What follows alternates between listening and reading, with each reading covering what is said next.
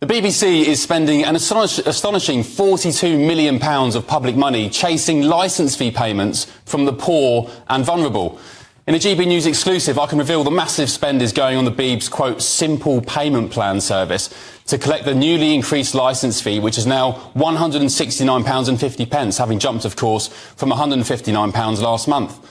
Details of the contract have been published in a tender which makes clear how the BBC will target skint households who aren't paying up. It says, the simple payment plan provides a payment scheme for a selected group of customers that is simple, affordable and flexible.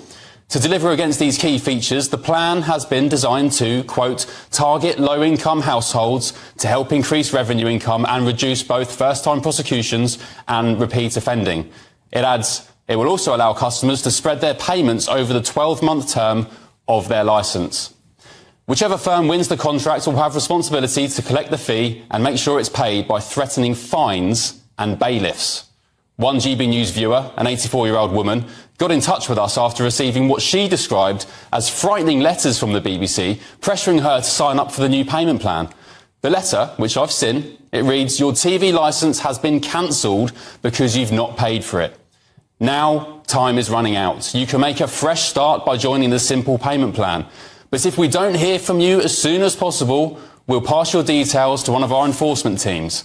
If they find evidence you're breaking the law, you risk prosecution and a fine of up to £1,000.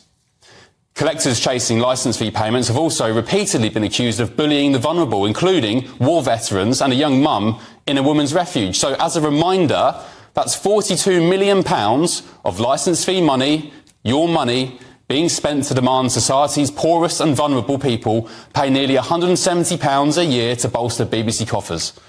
And what are we getting for our buck? Not a lot, by the looks of it.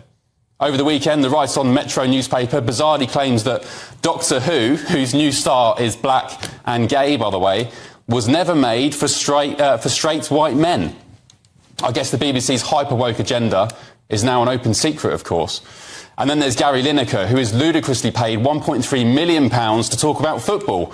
And when he's not doing that, he plays up to the hard left with deeply offensive comments like this from Saturday.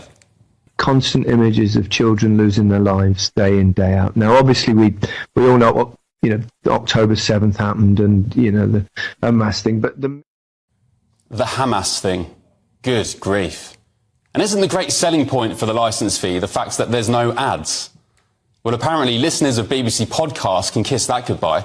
The Beeb have plans now to include ads on their programmes when they're streamed via third-party platforms such as Spotify and Apple. 20 media organisations have written to the Culture Secretary to demand it doesn't go ahead, including the production company owned by, guess who? Yep, Gary Lineker. It's not like Lineker to make things difficult for his employer, is it? Well, if the BBC are so desperate for revenue, instead of targeting poor people, how about they start by getting his outrageous wage bill off their books? Let's get the thoughts of my panel now. Tonight, I'm joined by Daily Express columnist Carole Malone, former Labour Minister Bill Rammell, and political commentator Suzanne Evans. Good evening to the three of you. Carole, let's start with you. 42 million quid targeting the most needy and vulnerable in society. Have they lost their morals, the BBC? Yeah, I find it astonishing that, when an elderly person gets that kind of letter, it is terrifying. Other people of different ages might not feel quite so scared, but elderly people get really, really frightened over that stuff. It would worry them 24/7. They'd be terrified they're going to be prosecuted. And at that age, these are, we're talking about vulnerable, sick people. This is shocking. And, you mentioned how much they're spending on 42 million on hunting them down. The BBC gets $4 billion a year from licence-free money. But it spends nearly 100 million of that, both on its outlandish salaries for its backroom staff and celebrities like Gary Lineker, who you pointed out there. And it spent last year nearly 30 million quid in payoffs for people who were leaving the organisation. This is squandering licence payers' money. And you said, what do we get for it? I think we get a lot of great things from the BBC. I do. But I don't think we get enough things to justify 4 billion quid. And I certainly can't stomach their news news coverage anymore. And if I was Jewish in this country currently, I wouldn't be able to watch the BBC. Well, there we go. Of course, I mean, they've got a litany now of errors to do with the Israel-Gaza war, not least in December when they said Israel bombed that hospital in Gaza. Nick Robinson, their Radio 4 star on Twitter, saying that Israel was murdering Palestinians. Bill Rammell, your thoughts on the Beeb? Well, and yet, and the polling evidence backs this up, the vast majority of people, particularly in a time of crisis, still trust the BBC for its news coverage more than any other broadcast organisation. And let's get the costs into context. What makes you say that? The polling evidence. What polling evidence? Because I haven't heard that. Because every year, 1.5 to 1.7 million people hand in their licences. They don't want them anymore. So what is this polling evidence? Look at the detailed polling evidence, and it shows that people gravitate towards the BBC because they trust it. Put the costs in context as well. The licence fee is about £3 a week.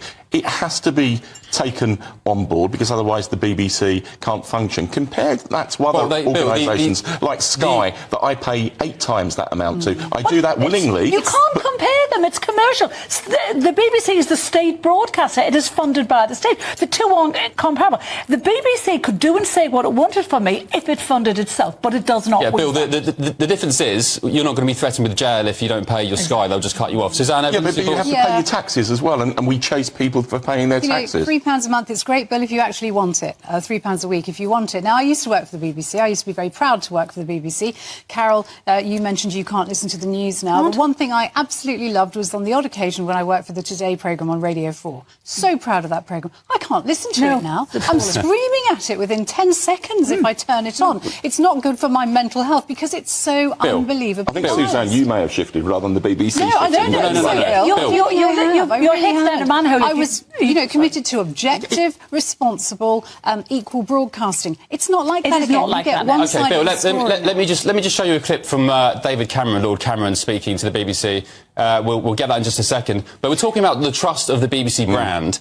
They, as I said, they have a litany most recently, infamously, of their absolutely torrid coverage of the Israel-Gaza war. So they can't even call Hamas a terrorist organisation. They can't bring it upon themselves, despite the atrocities of October the 7th. They do now call it a terrorist organisation. Look, only occasionally the BBC make misjudgments, as do not all occasionally. news broadcasters. Not occasionally. Let's play this clip.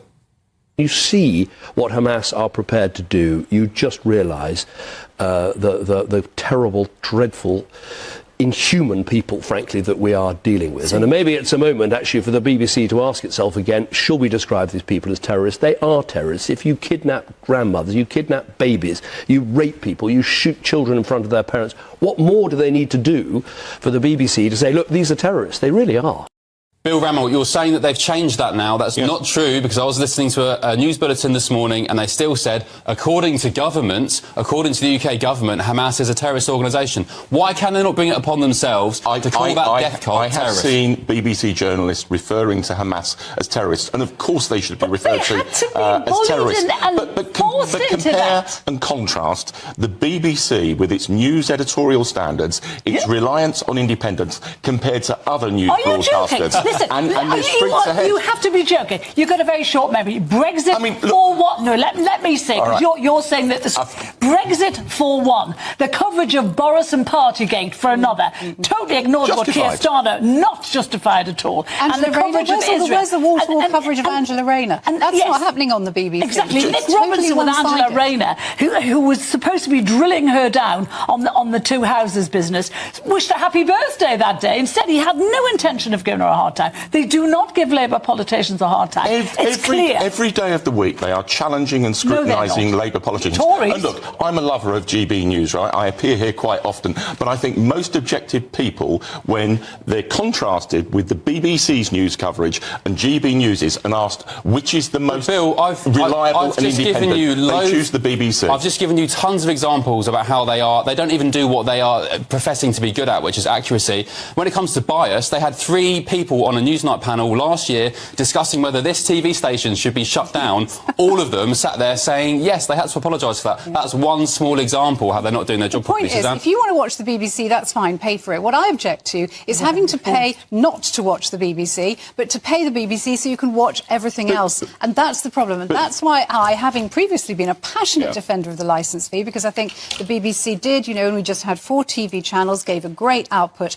But now we've got so much other choice. If the BBC is that good, it should be able to stand on its own 2 feet in the commercial world. And just finally, Bill, hold on.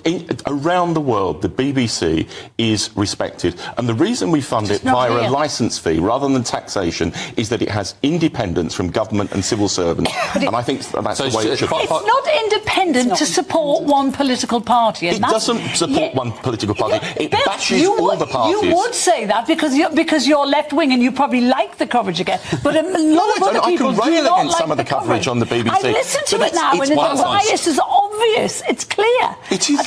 Bill, last word. Yeah, it's independent. It's independent from government, and that's the way it should be. Yeah, OK, all right, feisty start. Now, look, a TV licensing spokesman said our simple payment plan is designed for people in financial difficulty. It is the most affordable way to pay for a TV licence, as it allows eligible customers to spread the cost of a licence fee evenly. This 6-year contract ensures we are able to continue offering the simple payment plan when the current contract ends.